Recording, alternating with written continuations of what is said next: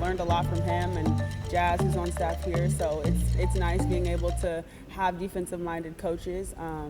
But I just want everyone to just level up on that side of the ball. I know Dallas struggled defensively last year, so we're looking to completely flip the script in that sense this year. Well, you talk about the familiarity with Chris and all that. You're coming into a situation you're new. There's a bunch of new people, a bunch of new things. Does that make it easier or harder to transition to a new organization when so many people are going through the same thing?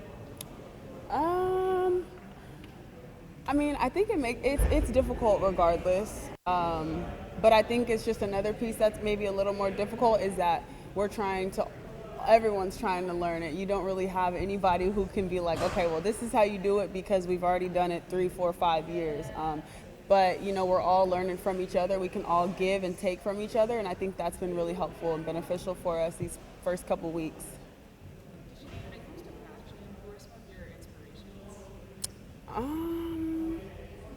Fashion-wise, I don't know.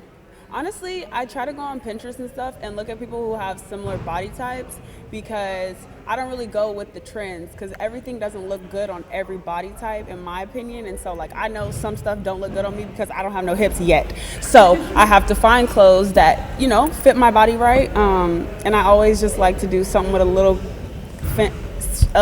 hint of feminine, pink or a little sparkle or something like that. Throw a heel on with some sweats. I love just being a girl. I was about to ask you, Yeah. heels, flats, or sneakers, one. Heels. 3 things you can't live without.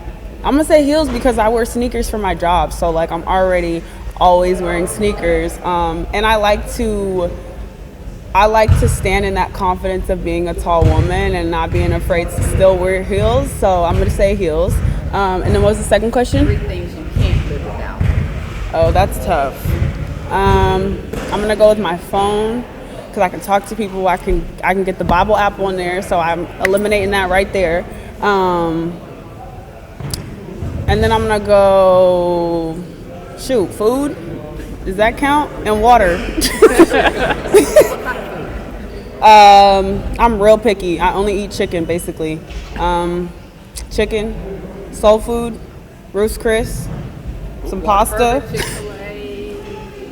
Well, we don't have, this is the first time I've been, Waco, but I'm from California. We don't have Whataburger there. We got In-N-Out. But Chick-fil-A, yeah. We won't start an In-N-Out Whataburger. Look, I'm not even in it because I don't even eat burgers, so y'all got it. Hey, you mentioned Chris. You brought that. How do you think he's going to translate to being a head coach?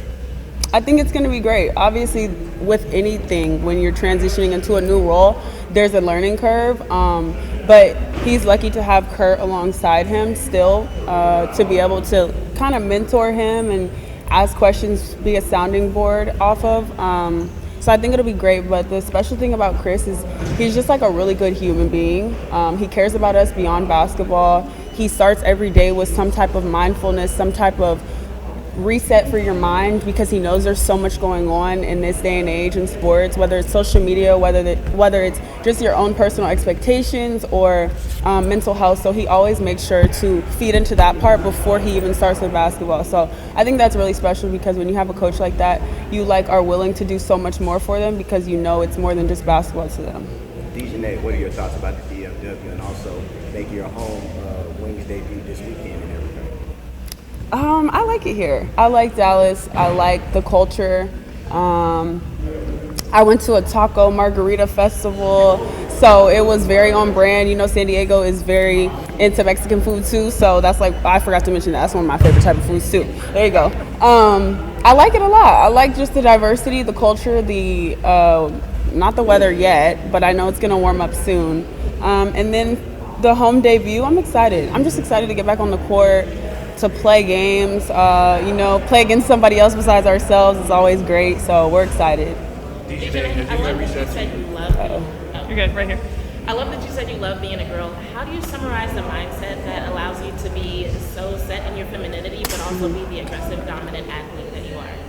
Yeah, I talk about this all the time. I just feel like they're not mutually exclusive, and people for a long time tried to make it either you can be a competitive athlete or you can, stand in that femininity. And I like to bridge the two and show that there is intersectionality. Women, people in general, have so many different things that you can do at once. And I'm always going to show up as whether I'm playing a game, whether I'm going to church, whether I'm going to the grocery store, like whatever I feel like showing up as, that's how I'm going to show up, and I'm going to be myself authentically. Go to Walt. I was just curious if anybody's reached out to you about a car endorsement with the seatbelt. No, not yet. Where the camera at? Not yet. I'm ready to get a new car too. Landon, go ahead. Hey, DiJonai. Yes. Just coming here to Dallas, you obviously off a most improved player. You enhance a lot of areas of your game, but is there one particular area of your game that you wanted to showcase more with Dallas that maybe you didn't get a chance to in Connecticut? I would say just creating off the bounce. I think it was a lot of late clock or broken plays in the half court or the quarter court where I got the ball and it was you got to just get to the rim quickly. But I think just being able to create and kind of use different moves and create for my teammates, I'm excited to be able to do that. And just continue to get better at everything I was continuing to work on in Connecticut. Good time for one more. Speaking of Connecticut, Ty is here. Obviously, one of the things that we spoke about, you said that Alyssa Thomas imported a lot of wisdom to you. What's something that I guess AT is taught you that you can teach the younger players here? Oh, that's easy. It's just how to play the game the right way. From day one of me playing with AT, I saw how hard she played on both sides of the ball, and that's so rare for your star to be your hardest worker on both sides of the ball. I think sometimes people take plays off on one side or the other, and watching AT and being able to be alongside her and seeing how hard she goes every single possession, whether it's against whether we're up 50 or whether we're down 5 or down 50, it's just she plays so hard, and I think that's why I have so much respect for her and why I allow her to when I was obviously her teammate, but when I allowed her to coach me so hard is because I can take whatever you're saying because you're doing it too. You're leading by example through your play and through your actions, and so I think just being able to tell the next group and tell our players just play harder, effort, regardless of what happens. Thank you. You're welcome. Thank you. No prob.